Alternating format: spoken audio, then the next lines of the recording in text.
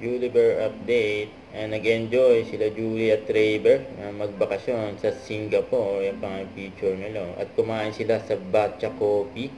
Yung coffee lover. Ang Juliber. Brother, Back to Manila na ang Juliber.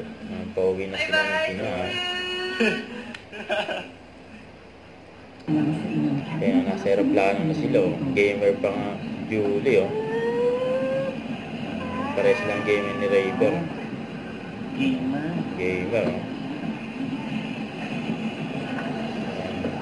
Have a safe flight. Kaya Raver, Julie. Nag-TikTok din.